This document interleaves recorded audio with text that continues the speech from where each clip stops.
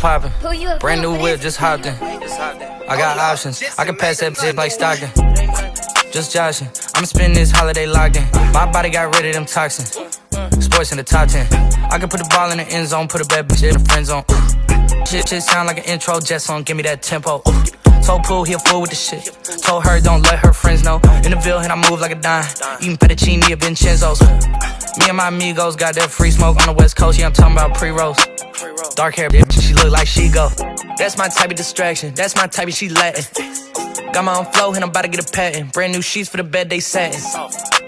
Y'all wasn't tuned in back then. My swag they keep jacking. I ain't doing no verse, quit asking. What's poppin'? Brand new whip, just hopped in. Hey everyone, welcome. Karachi to Bombay Insan Culture Club is presenting an evening of a mishmash of things from amazing artists, and it's lockdown, so we thought we'd recreate a cabaret via online platform. It's difficult to do because we've had all sorts of issues coming up with artists not being well. Even myself, I had a little touch of the COVID. However, this cabaret will be highlighting some of the issues around Black Lives Matter and South Asia. We have an amazing guest speaker, Professor Gus John. He's here today to really join the dots for us on some of the things that we all know and we're aware of, but sometimes hearing them again is quite poignant and profound. So we'll have Professor Gus John with us. We have Arib Azhar, we have Wahab Shah, we have Leslie Motema, we have Sheena, we have Sunny. You're thinking, who are all these people? Well, you're going to get to see them. We have 5 cabarets coming up after this, and some of them will be touching on caste and religion. Some of them will be touching on the subjects around women and sexual violence, and men and sexual violence against men. We'll be looking at sexuality, identity. We'll be looking at tantric art. So there's a whole range of things that we're going to be touching, but touching as in the subject. I want to introduce to you our lovely, amazing Arib Azhar, and he's singing Hum Achhe The Jab Hum Kutte The. It's one of his own songs that he's written, and he's recorded this for us, and Arib will spell it out for us about human nature and dogs. Hello, and it's a pleasure to be performing in front of all of you here for the Desi Cabaret, reminiscing about the times when cabarets were common all the way from Karachi to Bombay. I'm going to be singing 2 songs for you. The first one's an original, and it's called Hum Sacche The Jab Hum Kutte The, which means we were honest when we were dogs.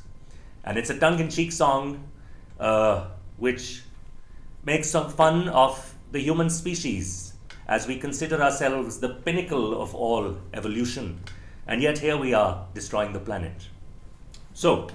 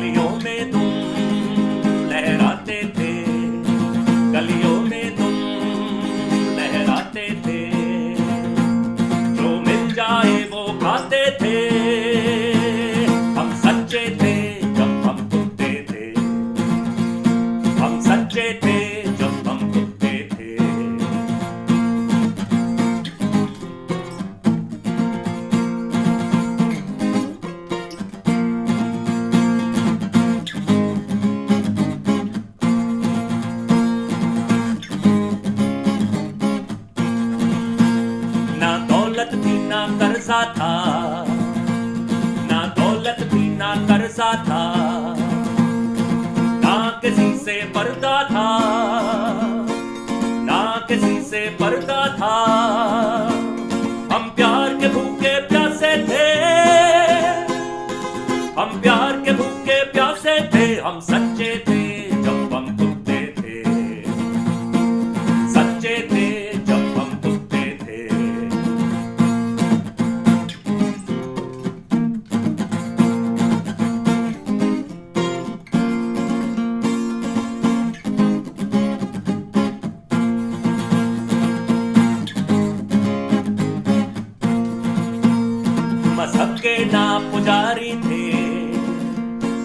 मजहब के नाम पुजारी थे, ना brand तले व्यापारी थे, ना ब्रांड तले व्यापारी थे, झूठे को सब पड़ जाते थे,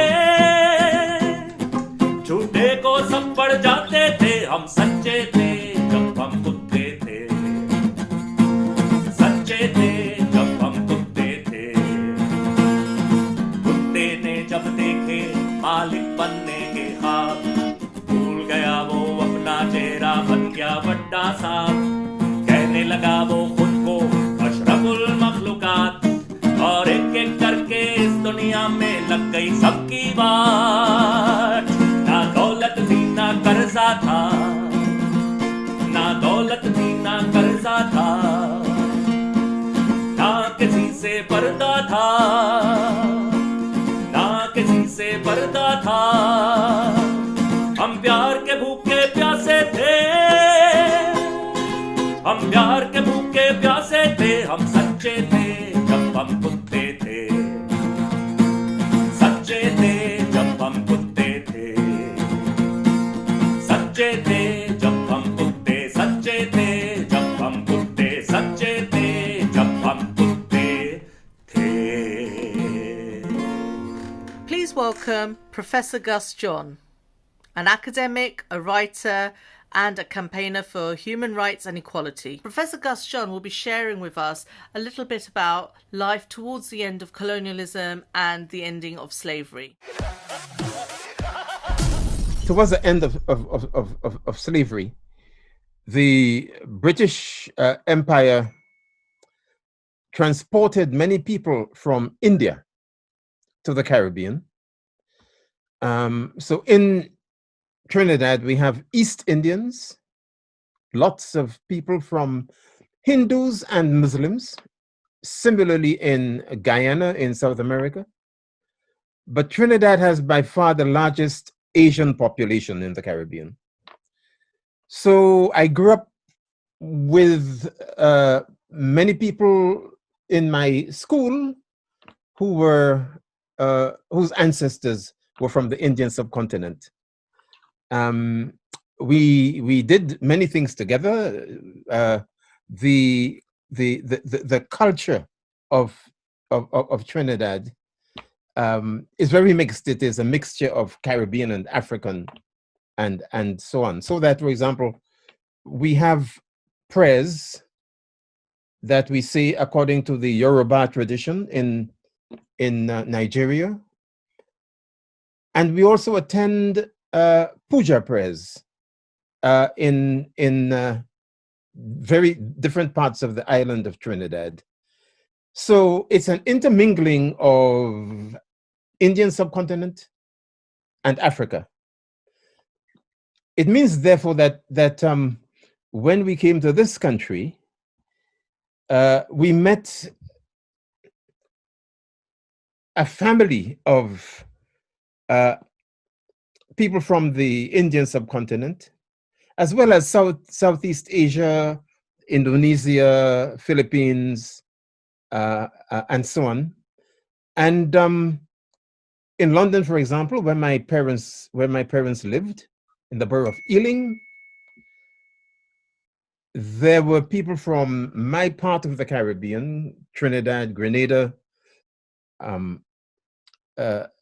St. Vincent, and so forth, in Shepherd's Bush and Acton and so on. And then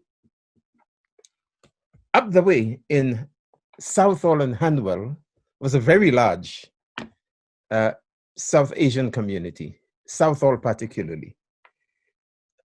So in one sense, the kinds of issues we had to deal with, parents' generation,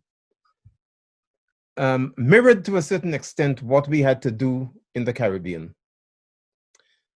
Because the African people, my parents and their ancestors, and the East Indians, as we call them, had very similar struggles as workers in relation to the plantations that they worked upon, very poor wages, very poor working conditions.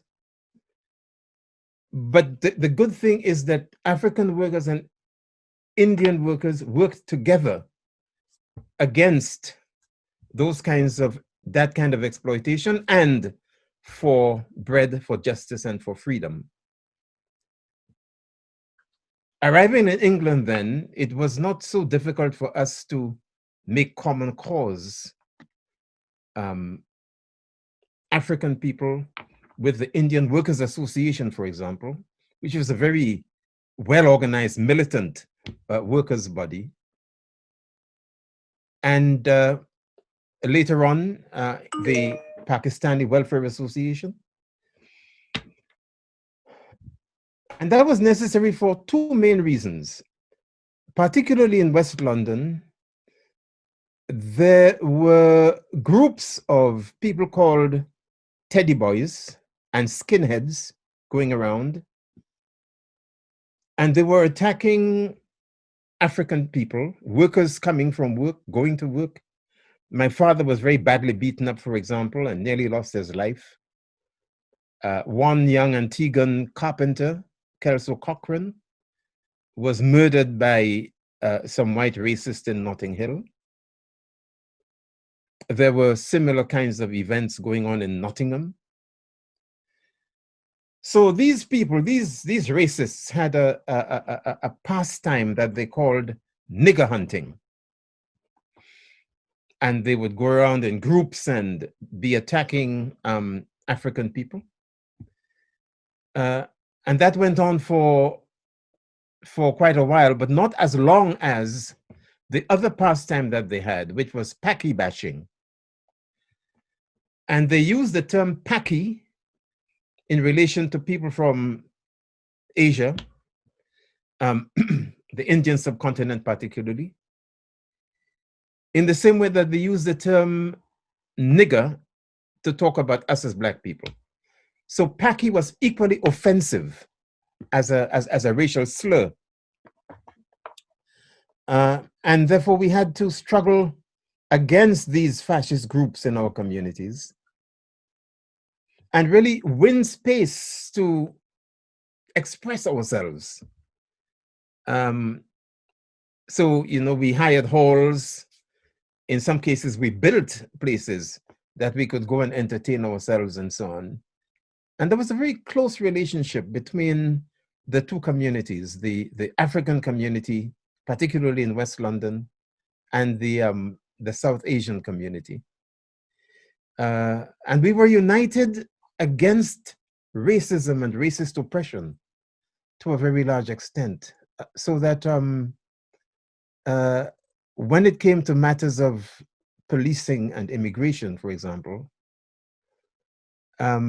we had to stand together, because to a very large extent, the kinds of laws that were passed impacted upon all of us, irrespective of our background. And there were many injustices being heaped upon people, which we got together and did something about. So because you see, there is such an inseparable link between culture and politics. When young people seek to determine where they stand in the society, how they should express themselves in their essence, they have some regard for what they are doing, but also for what other young people in other groups and from other backgrounds are doing. And it is really tremendous when you find, if you like, a sort of mixed village type of activity going on in an area where people don't put boundaries between themselves and their cultural and artistic creativity. But also the two other areas in which there was a lot of collaboration were in relation to education and schooling and cultural expression. The extent to which we, for example, supported festivals and so forth, whether it was the Valley or any other festive, Eid or whatever, the communities invited one another, and food is a very unifying thing. So, so we would leave Acton and Shepherd's Bush and so on and so forth, and head to Southall to eat the most fantastic curries and everything related to curry. And similarly, people would come and we would have our parties and they would eat Caribbean foods and so on. And then our children learn to grow up together and be respectful of one another's cultures and backgrounds and so forth. So there was a very close link then between the societies we left in the Caribbean, how they were shaped and formed because of colonialism, and what we found and created here as people from countries that had been colonized. Sheena, oh, she is a bombshell. She has done the song for us, I've Put a Spell on You, in her bedroom's quite cool, and with no technical engineering whatsoever other than her mobile phone. Please welcome her. She is powerful. Now, if she can do this without any technical assistance, can't wait to get her in the studio with some of our musicians and see what we can produce.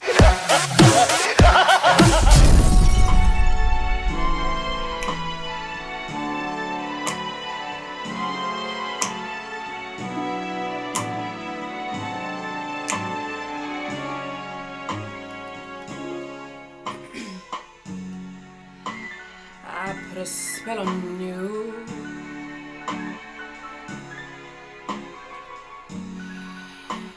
Cause you're mine.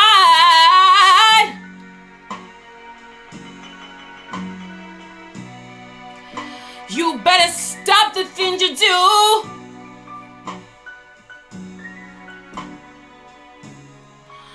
I ain't lied.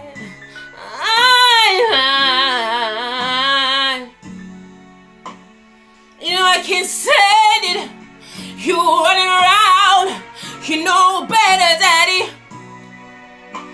I can't stand it cause you put me down. Yeah. I put a spell on you because you're mine. Hey.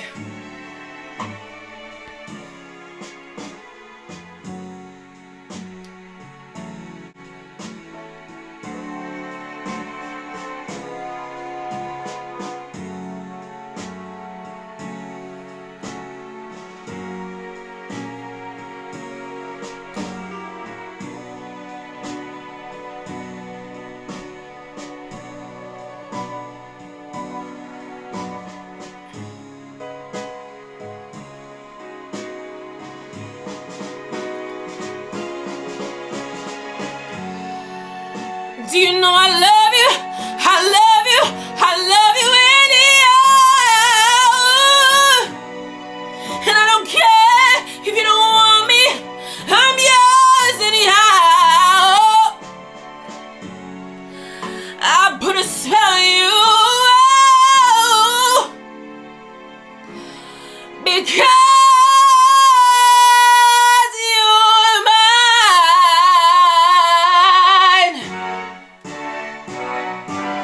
What a belter Sheena is. I put a spell on you would be my version, and it would be really rubbish. However, I'm glad you didn't have me singing for you. Hey Gus, welcome back. It's for India to gain independence and be free from colonial rule. The political collaboration between governments in the Caribbean, particularly in Trinidad, and India is very strong. So it is really quite important, I think, that we we remember one thing, that while we hang on to what makes us what we are in our essence, African people, um, Indian people, we also have a responsibility to assist our children in learning how to build a future in Britain together. Because whatever divisions that there were, and that were encouraged between particular groups of us, whether it be from Africa or the Caribbean or whatever, and the Indian subcontinent, those children born here, and we are now into the fourth and fifth generation of children born in this country, of grandparents and great-grandparents who were colonial subjects. The more children are born here, the more this land becomes the only place they know, is the more need there is for them collectively to determine what kind of future they want to build.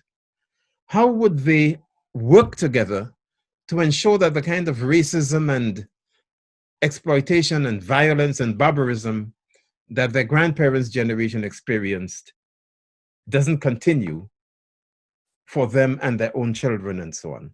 Gus, tell us about how music united the communities in Britain. In the Caribbean context, it is now accepted that if you're going to talk about music and theater and cultural performances and art products in a country such as that, or in Guyana for that matter, you can't conceive of it as being African or Asian. It has there is a very rich mixture of the two things, and the cultures influence each other or one another. And similarly here, the hope, I think, for this nation, Britain, lies in the creativity of its young people, white, African, Asian. It is really quite important that we understand that and encourage as much as possible the respect for one another's cultures, not just what our grandparents, etc., may have brought to this place, but what we ourselves create, which is why, you know, what you are doing is so very important. It's really quite critical. I mean, I worked in Manchester for very many years. I think I lived up there for about 30 years. Worked very closely with the Pakistani Welfare Association, and particularly the Asian Youth Movement. Because prior to Manchester, I taught at Bradford University for a number of years, and worked very closely with the Asian, South Asian community in Bradford, which is known as Bradistan now. Yes, I know. The critical thing about that, I think, is that young people are doing the most fantastic spoken word. There are many tremendous young poets emerging from those communities. There is also a greater number of young people learning to play the instruments that are part and parcel of what they do in a temple, or in a mosque, or within their own cultural circles. And there's a lot of sharing of that sort of thing, especially in places like Southall and Bradford and so on. So it seems to me that the appreciation of Caribbean music, there are very few people who, for example, don't know of the importance of reggae, let's say, in shaping attitudes to music and culture amongst Caribbean young people. Thank you, Gus, for sharing with us the importance of music and culture. We have Wahab Shah today as well. He's done something a little bit gentle, a little bit soft, but the words of the song that he's dancing to are very poignant. The words are Main Kala, Mera Mahi Kala.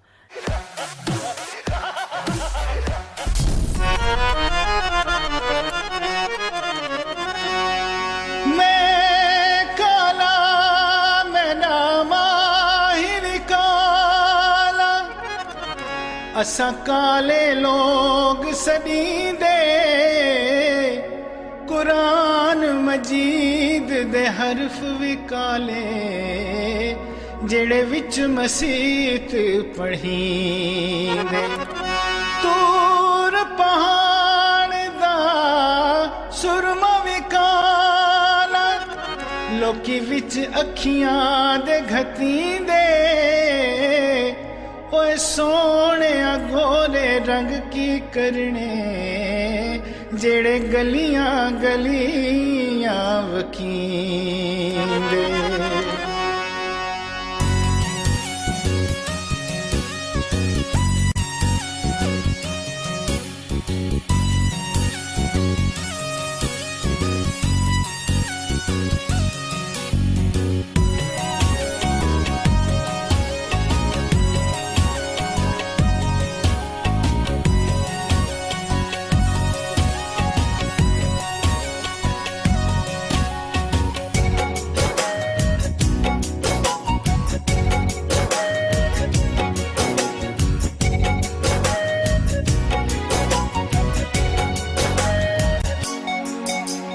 मैं काला मेरा चोला काला काला गलगा हार भला सकु काले नाल है प्यार भला मैं काला मेरा चोला काला काला गलगा हार भला सकु काले नाल है प्यार भला ओ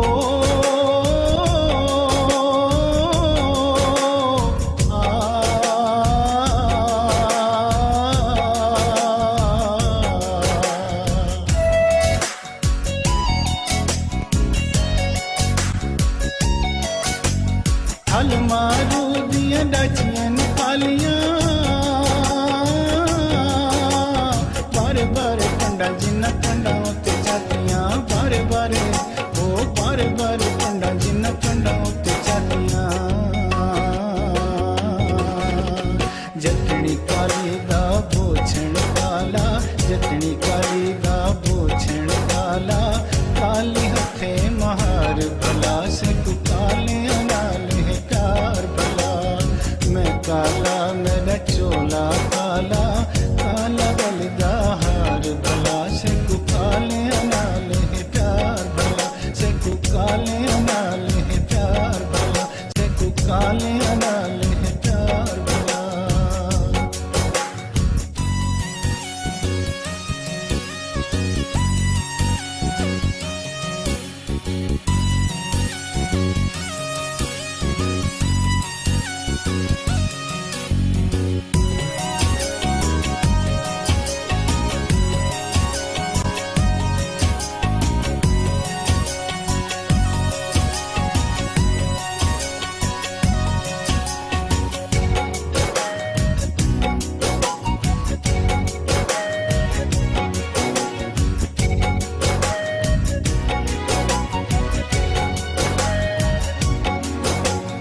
अरब विच काले हिक दित्ती हाँ जो बांगे अज कहीं होंगे आवाज दवांगे अज कहीं ओ अज कहीं होंगे आवाज दवांगे मदनी में दे दी कमली काली मदनी में दे दी कमली काली काला होंगा यार भला से कु काले नाल है प्यार भला मैं काला मैं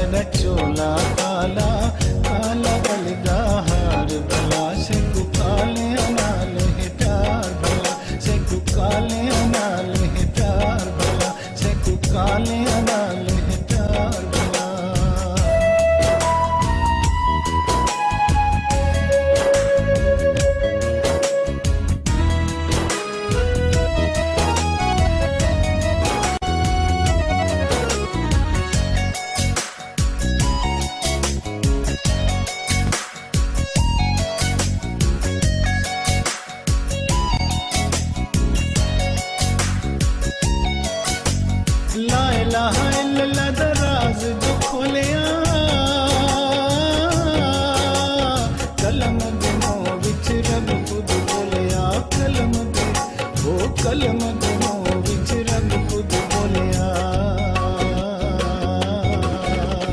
ਸਰਮਦ ਪੈਦਾ ਇਸ਼ਕ ਬੇਸਬਰਾ ਬੇਸਬਰਾ ਤੂੰ ਦਾਰ ਭਲਾ ਸੇ ਕੋ ਕਾਲਿਆਂ ਨਾਲ ਹੈ ਪਿਆਰ ਭਲਾ ਮੈਂ ਕਾਲਾ ਮੇਰਾ ਚੋਲਾ ਕਾਲਾ ਕਾਲਾ ਗਲ ਦਾ ਹਾਰ ਭਲਾ ਸੇ ਕੋ ਕਾਲਿਆਂ ਨਾਲ ਹੈ ਪਿਆਰ ਭਲਾ ਸੇ ਕੋ ਕਾਲਿਆਂ ਨਾਲ ਹੈ ਪਿਆਰ ਭਲਾ ਸੇ ਕੋ ਕਾਲਿਆਂ ਨਾਲ ਹੈ ਪਿਆਰ ਭਲਾ ਸੇ ਕੋ ਕਾਲਿਆਂ ਨਾਲ ਹੈ ਪਿਆਰ ਭਲਾ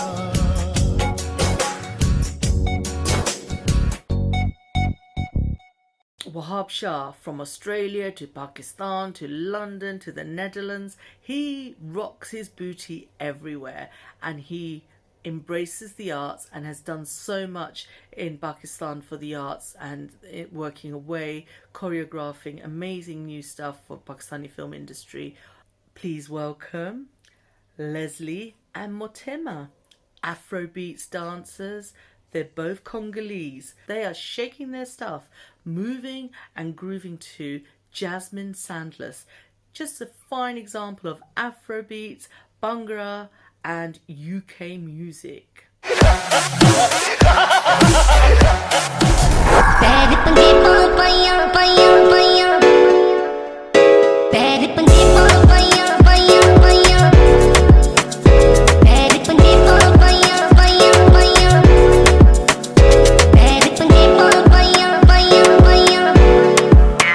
ਆਖਦੇ ਕੁਈਨ ਗੁਲਾਬੀ ਪੈਰਾਂ ਵਿੱਚ ਜੁੱਤੀ ਨਾਬੀ ਗੱਲਿਆ ਸਿਰੇ ਦੀ ਕਰਦੀ ਸਟਾਈਲ ਦੀ ਰਹੇ ਹਿਸਾਬੀ ਨੈਣ ਨੇ ਨੀਂਦ ਨਾਲੀ ਅੱਖਾਂ ਚੋਂ ਨਿਕਲੇ ਹੀਟ ਨੀ ਪੈਰੀ ਝਾਂਜਰਿਆ ਕਰਦੀ ਆਊਟਫਿਟ ਕੰਪਲੀਟ ਨੀ ਮੈਰੋ ਸਲਵਾਰ ਪੈਰੀ ਲਸ਼ਕਾਰਾ ਪਟਿਆਲੇ ਤੋਂ ਨੇ ਮੰਗਾਈਆਂ ਪੈਰ ਪੰਜੇਬਾਂ ਪਾਈਆਂ ਪਾਈਆਂ ਪਾਈਆਂ ਪੈਰ ਪੰਜੇਬਾਂ ਪਾਈਆਂ ਪਾਈਆਂ ਪਾਈਆਂ ਪੈਰ ਪੰਜੇਬਾਂ ਪਾਈਆਂ ਪਾਈਆਂ ਪਾਈਆਂ ਪੈਰ ਪੰਜੇਬਾਂ ਪਾਈਆਂ ਪਾਈਆਂ ਪਾਈਆਂ Leslie, hats off to you. Heels, you did it, girl. My God, I fall over in flip-flops dancing, so hey, I'm going to have some lessons off you.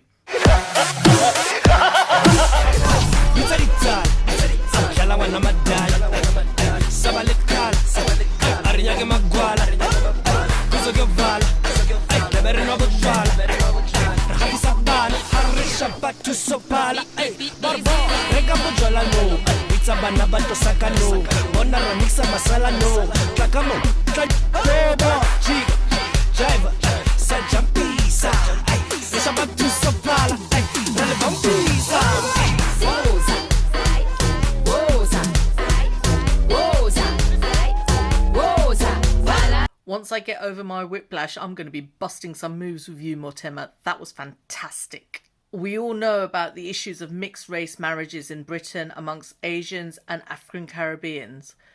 But Gus will tell us a little bit more. It is, in my view, more challenging in this country than in the Caribbean or on the continent of Africa. I think for the simple reason that in this country, race pretty much defines everything. And because it is a country that automatically validates white people and sees them as belonging and deserving, whereas for us as Black people, we consider it to be, well, not quite the norm, and you've got to prove yourself before you could be accepted. That sets up some power dynamics between white people and Black people, which get in the way quite often, irrespective of how the people love one another. In other words, you've got to deal with all the, I mean, there are words that one can't use on this thing. You've got to deal with all the gunge. You've got to deal with all of the gunge and the ugliness and nastiness and so on, and get that out of the way so that it doesn't get in the way of what you're seeking to do as two human beings coming together. So it doesn't matter how much a white partner, for example, might say, oh, I don't believe in all of this business about race, etc., etc. We are one race, the human race. That is not how the society treats us all. And consequently, we have a responsibility to acknowledge the journey that each person has got to make in navigating their way through all of that nonsense. The white parent needs to know that black children get, pretty awful treatment in schools, for example. And they're not allowed to walk the streets without being harassed by the police. The number of mixed heritage children who are stopped and searched, and the number excluded from school is almost as many as children whose both parents are African. In the Caribbean, however, it's perfectly normal to have a South Asian or East Indian person and an African person married, and there are many children who are products of such marriages, and they're seen as, nobody questions it. They are not discriminated against. Nobody expects a different kind of conduct from them or a different level of ability from them than they do from, the two groups separately. So I believe when ethnicity bucks up on race, and when the two things become conflated, then you begin to have a whole series of issues. And I think the important thing, and it's a difficult thing, is to enable a child of those relationships to have as confident a view of themselves as being black and as being white as anything else, especially in a situation where there may be members of the white family who can't really get their heads around the reality of the individual man or woman actually being in a relationship with an Indian person or a black person or a Chinese person. There's a lot of baggage that is carried around in this country because of Britain's colonial past, and above all, its refusal to deal with the legacy of empire so that people could get on with their lives and not be constrained by all of that history. It's a burdensome history. But until such time that it is acknowledged as such, and white people are assisted in understanding it, and understanding, yes, it was barbaric. Yes, there was a lot of genocide. Yes, Asian people, African people were trampled upon because they were considered to be inferior. If you can't own that, then you can't do anything about it. And part of the problem is that for too long, the society has been refusing to do anything about it through its schooling system, its university system. In fact, it's been compounding it with its immigration legislation and all that sort of business. And there are many inhuman things going on in that respect. So, which is why I believe that people of my generation have got a responsibility to assist and support young couples and children of Asian or Indian, South Asian, and white backgrounds, or South Asian and Caribbean backgrounds, etc. Because you constantly, from the moment you wake up in the morning until you lay down in your bed at night, you're constantly having to navigate this wretched thing called race and racism. And I am bewildered, I have to tell you, by this obsession with colorism. I cannot for the life of me understand what it is about people that makes them so, dissatisfied with how the Creator has made them. I mean, if anybody was to say to me, I think you should be a lighter color than you are, or for that matter, a blacker color than you are, I would tell them to go and jump in the nearest lake. You know, I mean, and if anybody were to tell me I'm choosing your child or your grandchild because she's mixed heritage and I want my children to be of her color, then I would tell them to go and jump in the lake. But it's a really serious issue. I was in Nigeria. I got locked down in Nigeria for about 6 months because of COVID. And it gave me a chance to get a sense of the society. I was utterly amazed at the number of skin lightening products that are on sale in that country. And people spending hours trying to get their skin more white and so on. I thought to myself, well, that really is a sign of mental illness. You would have to be sick inwardly to feel you have the need to do that and to be so distanced from your true self. So it does need much more open discussion, particularly amongst young people, because there are many Black children, Black young men particularly, who I hear calling out Black girls, African like themselves, for being too Black and seeing too Black equals ugly. It's quite extraordinary. Because I mean, I would have thought that, they would have grown up with their mothers, for God's sake, or their fathers.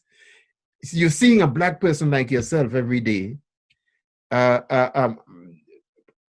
in more cases than not, as a positive role model.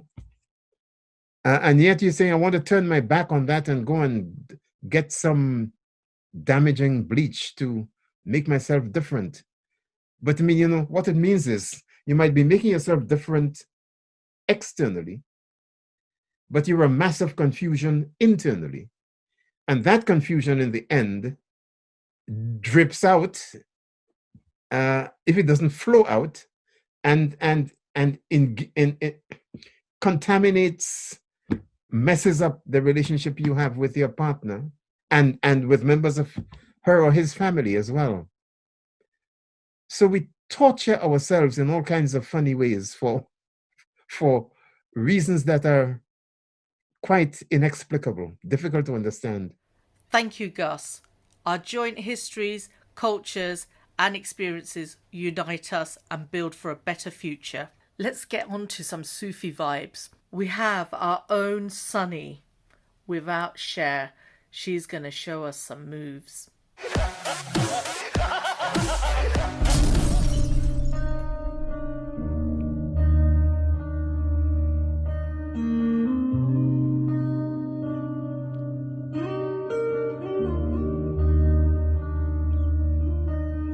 जो हल्का हल्का सुरूर है ये तेरी नजर का कसूर है कि शराब पीना सिखा दिया कि शराब पीना सिखा दिया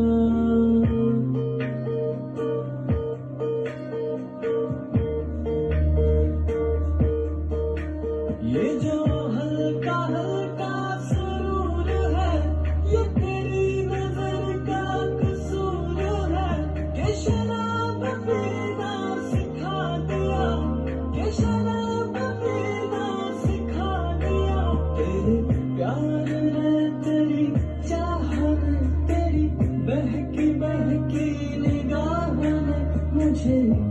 शराबी बना दिया कि शराब पीना सिखा दिया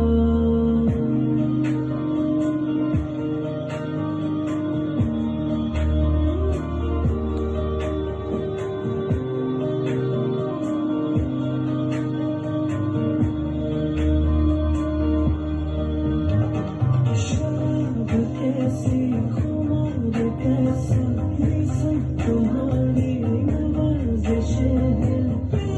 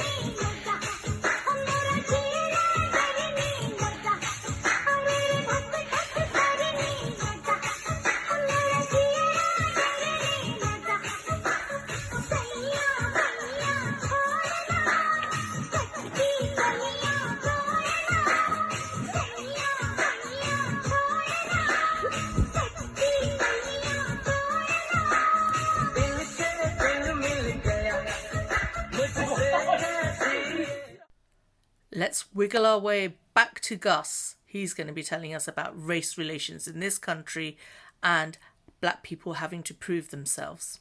Religious beliefs and religious values and traditions. I mean, tradition is a very strong influence in people's decision making. The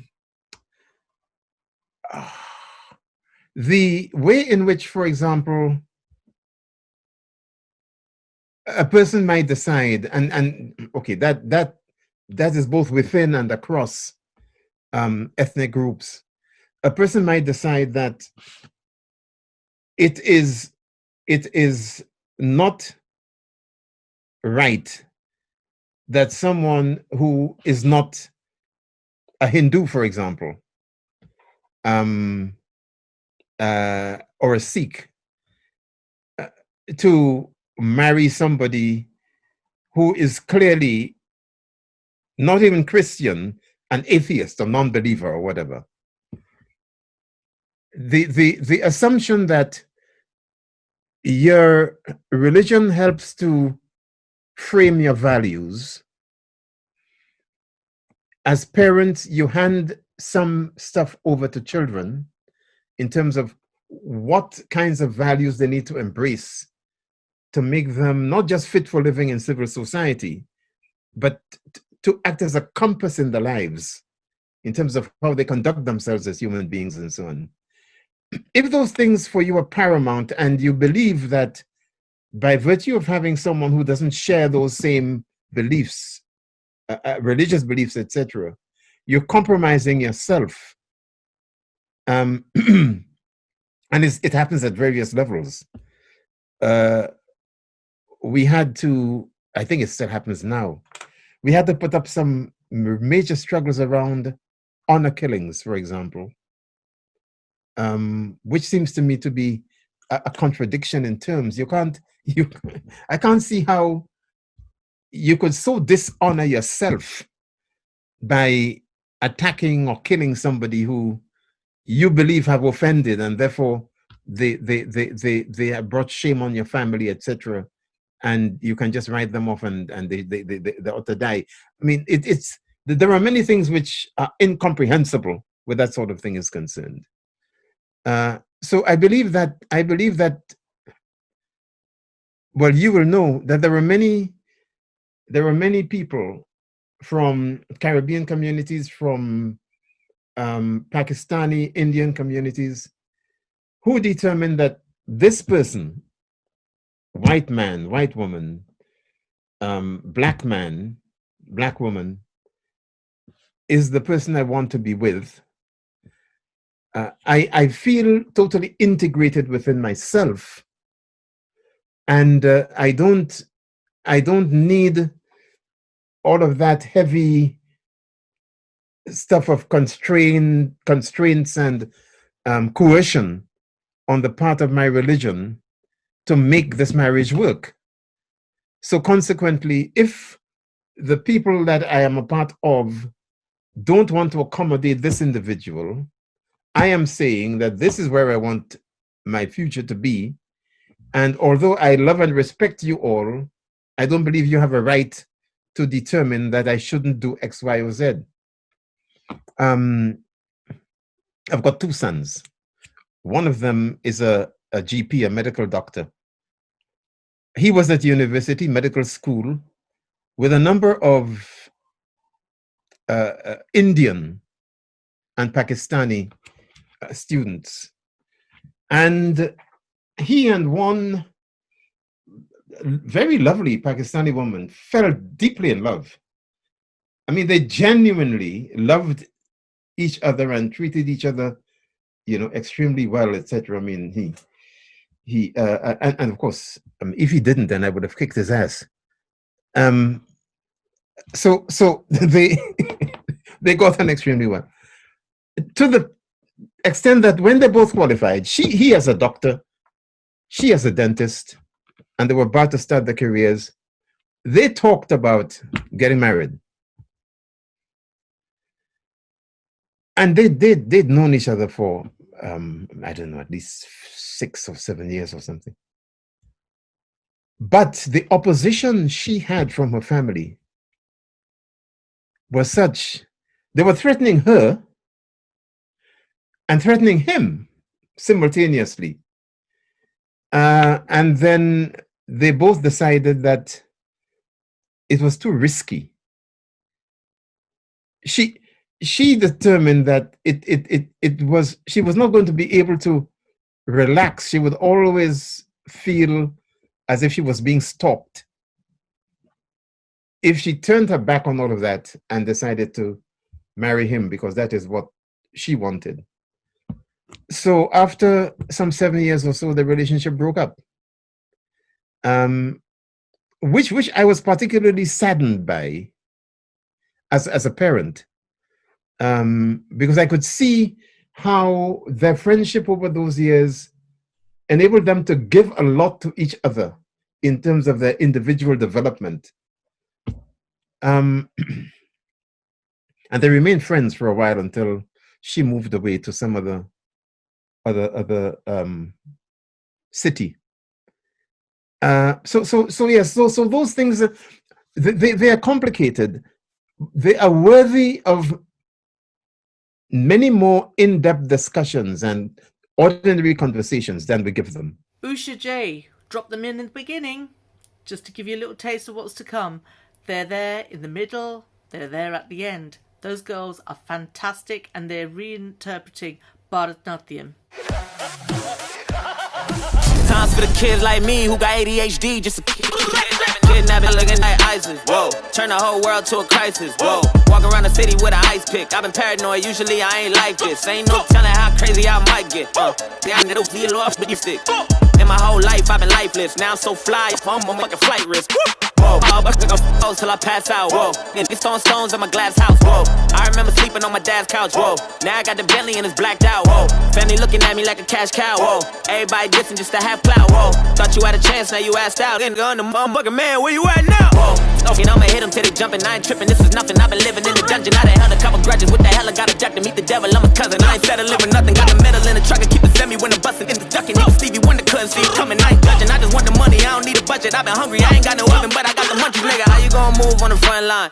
If I'm off with you, I just cut ties. Our new discovery is Nilofer Nova, spoken word artist. She rocks. I tell you what, her words really hit home.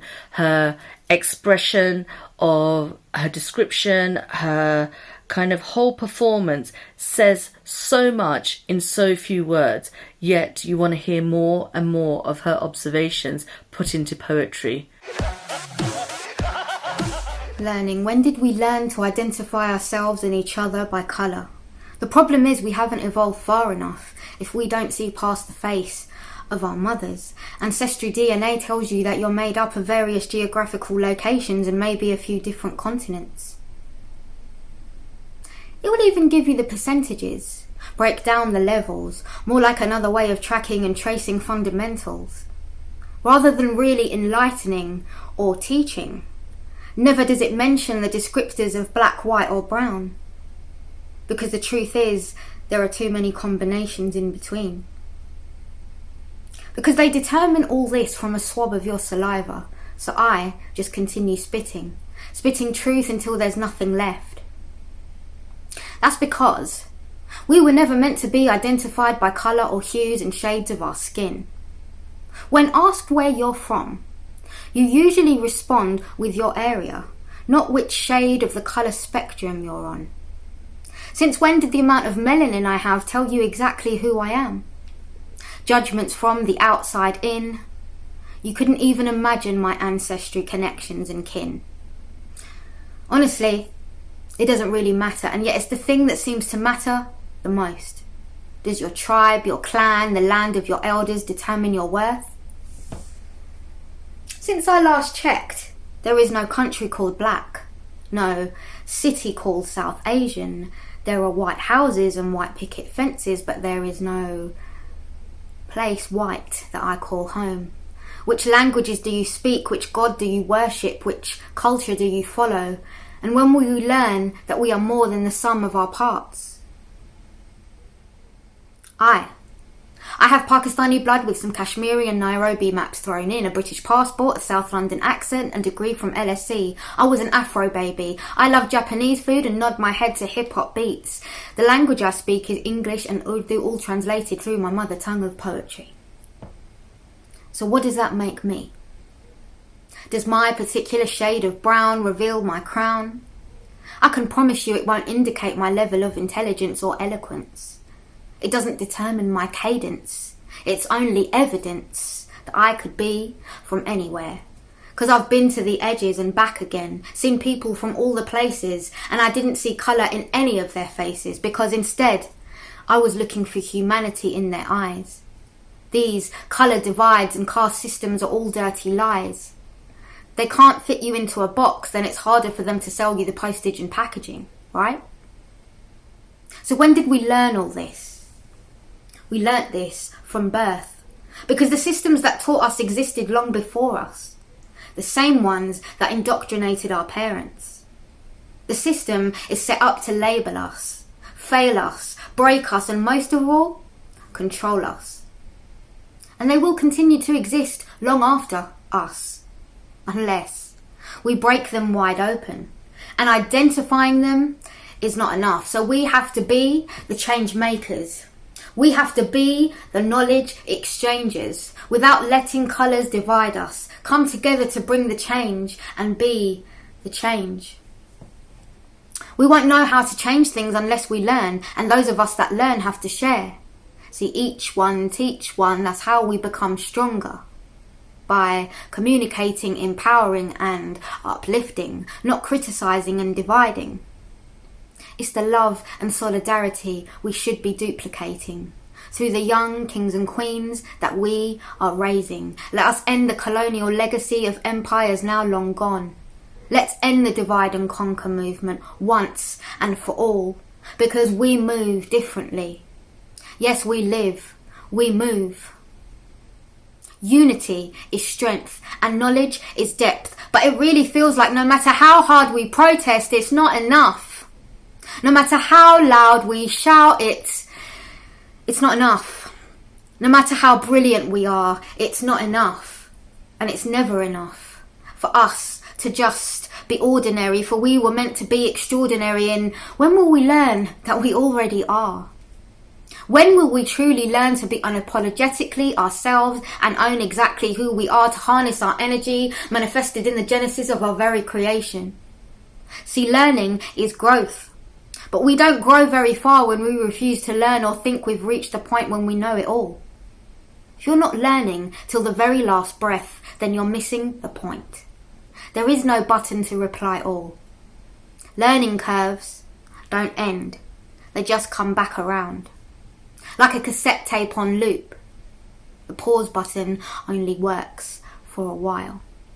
Eventually, the cracks appear behind all those fake smiles, so with our pain, our struggle, our truth exposed and free, we finally learn we have the right to be in this space and all four corners. I am no colour, I am my mother's daughter. I've learnt so many lessons, and I learn new ones every day. Living is learning, and to learn is to live. Come we learn, come we grow, come we paint the sky, come we plant some seeds, and the fruits of our labour will drop like leaves, leaves of learning for our future selves. We learn that we are more than enough, better than the best. We have always and will always be enough to pass the test. I've learnt that to play, you got to play with the best. I've learnt that I'm prepared to go further than the rest. I've learnt that when I share my words, it's always more and never less. Learn with me. Move with me. Change with me. We learn. For one last time, back to Professor Gus John. I love jazz singers. I've got two daughters who sing, and they are brilliant. And I, you know, when I was less busy, etc., and younger, I used to follow them around the place and just enjoy what they were doing. So yes, in terms of musical preference, I would say, oddly, I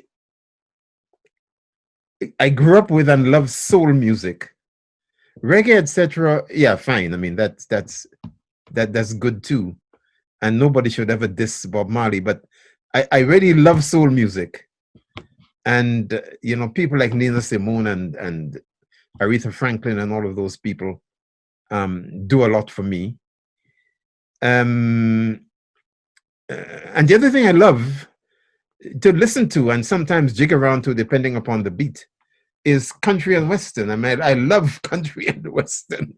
I know it makes me sound like a 95-year-old. I'm not quite there yet, but okay, I tell you why I think that is. From a very young age, I would imagine 17 plus, I did folk singing. Folk singing in the Caribbean. Then when I came here, well, in the Caribbean also, we learned in my school, because we were taught by Irish brothers from a religious order. We learned a lot of Irish songs. I mean, I could sing them all now till. So I took an interest in British folk music and what it was actually saying about the people who created it and the people and circumstances about which they were writing. And they really are quite interesting little snippets of British social history. So the folk music of a country tells you a whole lot about it, especially about the marginalized groups within it, working class people, workers and peasants and so on. So I came here and I learned to play on the guitar loads of Irish and Scottish folk songs and English folk songs. And my ex-wife was a tremendous singer. So we played, we went around as professional folk singers for many years. So I think that is what nurtured my love of country and western type things. So that's still I listen to that a lot. And then I also people like Frank Sinatra and that lot, they never really turned me on. I mean, you know, believe it or not, I saw them as appealing to a much older age group than myself. On the other hand, somebody like my good depressed friend, what's his name, Leonard Cohen. I love Leonard Cohen. I mean, I listen to Leonard Cohen all the time, and people like oh God, what is his name? Van Morrison. His music I like. Ed Sheeran, yeah, depending on what it is. I'm not a very great fan. So there's all of that, and then of course that whole body of African music, South Africa particularly. I am a tremendous fan of Abdullah Ibrahim Dollar Brand, Hugh Masekela, the Queen, Miriam Makeba, and those people. And then there are others in Zimbabwe, particularly Nigeria, Fela Kuti and so forth. So it's a very eclectic type of musical tastes I've got.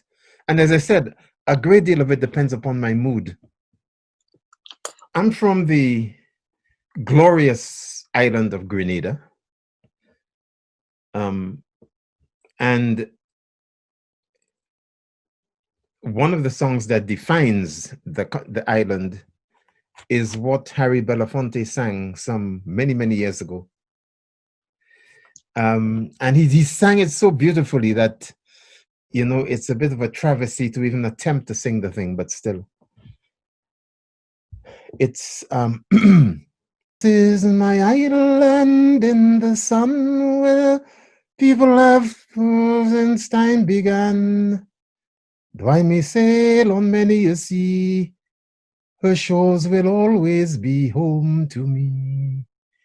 Oh, island in the sun, willed to me by my father's hand, all my days I will sing in praise of her forests, waters, her shining sands. I see women on bended knees, cutting cane for their families. I see men by the waterside, casting their nets in the surging tide.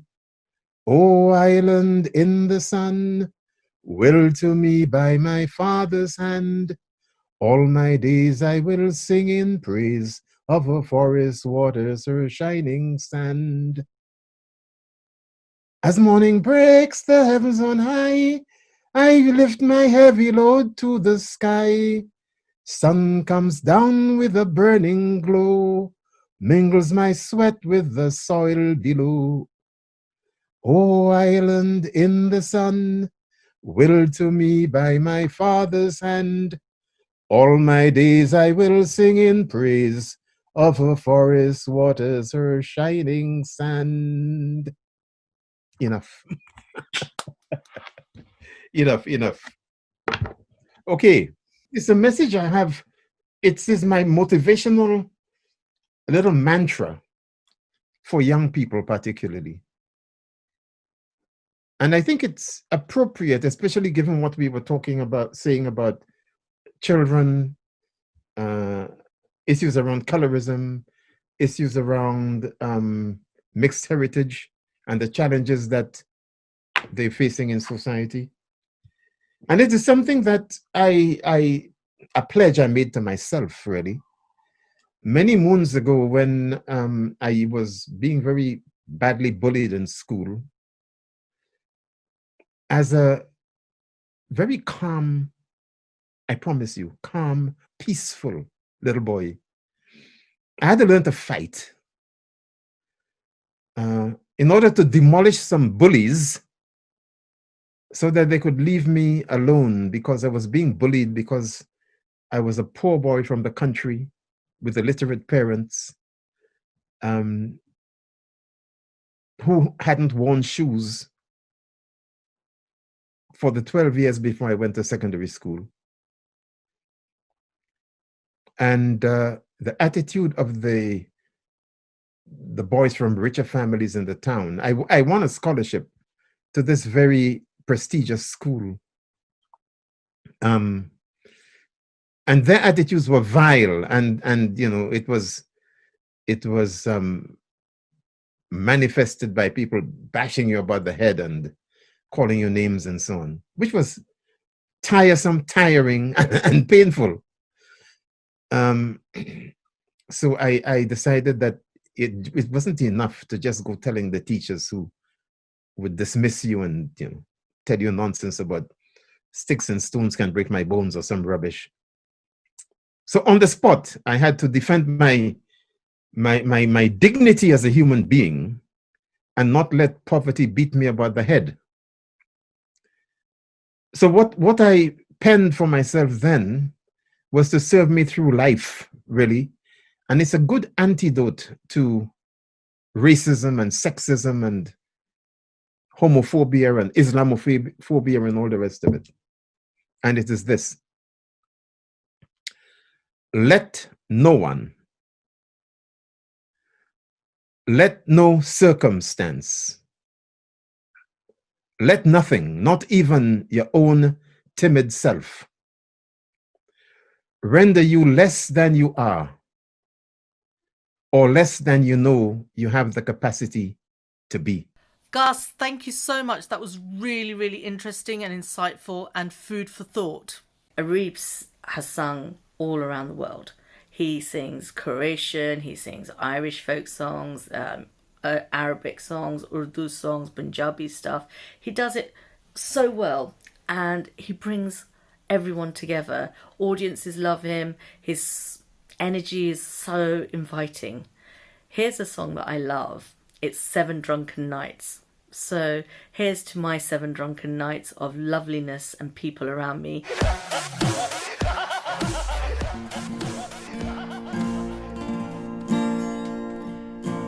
As I came home on a Monday night, as drunk could be, I saw a horse outside the door, where my old horse should be. Oh, well, I called my wife and I said to her, won't you kindly tell to me who owns that horse outside the door? Where my old horse should be. Ah, you're drunk, you silly old fool, so drunk you cannot see that that's the lovely sow that my mother sent to me. Well, it's many days I've travelled 100 miles or more, but a saddle on a sow, sure I never saw before. Well, I came home on a Tuesday night, as slush could be. I saw a coach behind the door, where my old coach should be. Oh, well, I called my wife and I said to her, won't you kindly tell to me who owns that coat behind the door? Where my old coat should be. Ah, you're drunk, you silly old fool, so drunk you cannot see that that's the woolly blanket that my mother sent to me. Well, it's many days I've travelled 100 miles or more, but buttons on a blanket, sure I never saw before. Well, I came home on a Wednesday night, as fist could be. I saw 2 boots beneath the bed, where my old boots should be. Oh, well, I called my wife and I said to her, won't you kindly tell to me who owns those boots beneath the bed? Where my old boots should be. Ah, you're drunk, you silly old fool, so drunk you cannot see that that's the geranium pots that my mother sent to me. Well, it's many days I've travelled 100 miles or more, but laces on geranium, sure I never saw before. Well, I came home on a Thursday night, as hammered could be.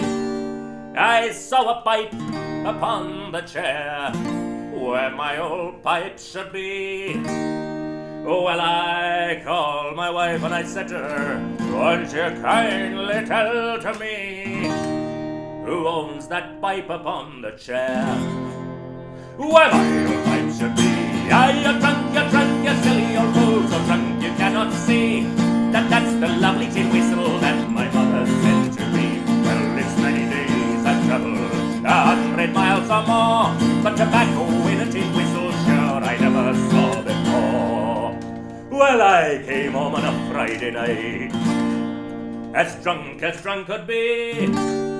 I saw a head inside the bed, where my old head should be. Oh, well, I called my wife and I said to her, won't you kindly tell to me who owns that head with you in the bed? Where my old head should be. Ah, you're drunk, you silly old fool, so drunk you cannot see that that's the baby boy that my mother sent to me. Well, it's many days I've travelled 100 miles or more, but a baby boy with whiskers, sure I never saw before. La la la la la la la la la la la la la la la. Thank you. No, ain't nobody jump shit. Let's go. Ha. I needed some wish with some bop in it. Let's go. I flew past the whip with that blunt in my mouth, watched it swerving. That whip had a cop in it. So quick, I did my across the country. I finished the show and I hop in it. I got me a milli, I did it legitly. I'm still with the shits, I'm a hot nigga. Oh, you asking for pictures with what's your name? Oh, got the spot, nigga. Tryna figure which deal I'ma take. I woke up, couple meal on my plate. Let's eat. I'm investing in real estate. I just went and gave my mama 100. Probably won't hear me open my mouth, bless you hear me talking about finding some money. Let's go. As soon as I found that, I flipped that. I'm a little bit different, they get it. No, I'm stiff on stiff, no, she did. Tryna find out why baby ain't all in the mentions. No, she ain't get no DM from me. Bitch, this rich nigga dick, it ain't free. She be throwing that at, yeah, she good at it. Turn around when we fuck, make her look at it.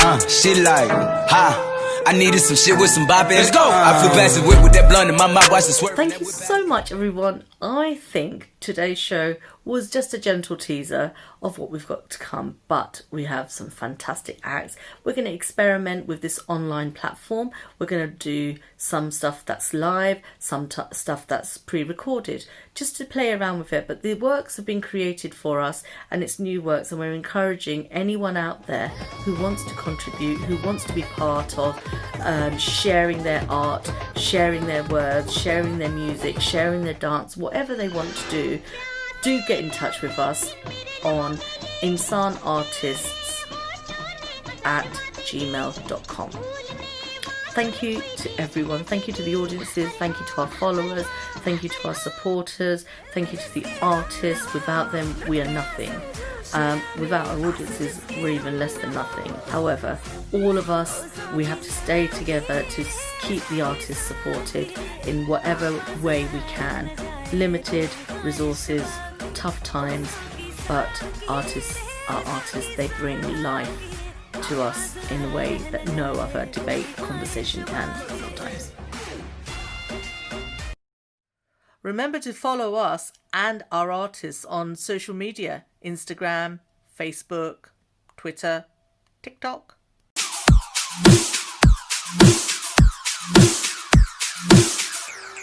बच गया साला